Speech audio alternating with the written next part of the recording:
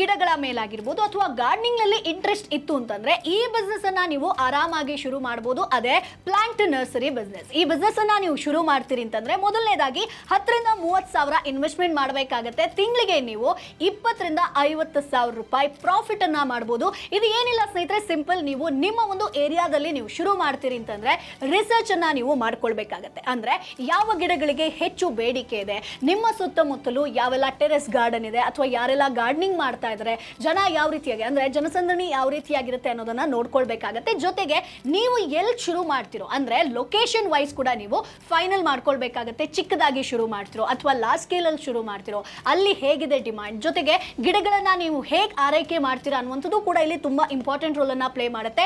ಒಮ್ಮೆ ನೀವು ಈ ಬಿಸ್ನೆಸ್ ಅನ್ನ ಶುರು ಮಾಡಿದ್ರಿ ಅಂತಂದ್ರೆ ಆ ಒಂದು ಪ್ಲಾಂಟ್ ಗಳಿಗೆ ಒಂದು ಪ್ರೈಸ್ ಅನ್ನ ಫಿಕ್ಸ್ ಮಾಡಬೇಕು, ಯಾವ ರೀತಿಯಾಗಿ ಪ್ರಾಫಿಟ್ ಮಾಡಬೇಕು ಅನ್ನೋದನ್ನ ನೀವು ರಿಸರ್ಚ್ ಮಾಡ್ಕೊಳ್ಬೇಕಾಗತ್ತೆ. ಅಷ್ಟೇ ಅಲ್ಲ, ನೀವು ಈ ಬಿಸ್ನೆಸ್ ಅನ್ನ ಶುರು ಮಾಡ್ತೀರಿ ಅಂತಂದ್ರೆ ಸರ್ಕಾರ ಕೂಡ ಸಬ್ಸಿಡಿ ಕೊಡುತ್ತೆ. ಜೊತೆಗೆ ನೀವು ಬ್ಯಾಂಕ್ ಇಂದ ಲೋನ್ ಅನ್ನ ಕೂಡ ಪಡ್ಕೊಳ್ಬಹುದು. ಅಷ್ಟೇ ಅಲ್ಲ, ನಿಮ್ಮ ಬಿಸ್ನೆಸ್ ಅಲ್ಲಿ ಇನ್ನಷ್ಟು ಸಕ್ಸಸ್ ಆಗಬೇಕು ಅಂತಂದ್ರೆ ಬೇರೆ ಬೇರೆ ಇವೆಂಟ್ ಗಳಿಗಾಗಿರ್ಬೋದು ಅಥವಾ ಶಾಪ್ಗಳ ಜೊತೆ ನೀವು ಟೈ ಅಪ್ ಮಾಡೋ ಮುಖಾಂತರ ಕೂಡ ಹೆಚ್ಚಿನ ಲಾಭವನ್ನ ಗಳಿಸಬಹುದು.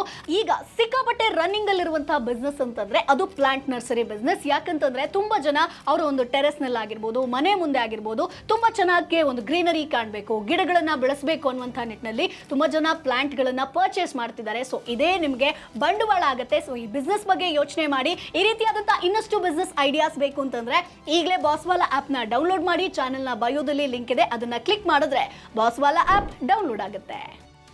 ಬಾಸ್ವಾಲಾ, ಬಿ ದ ಬಾಸ್.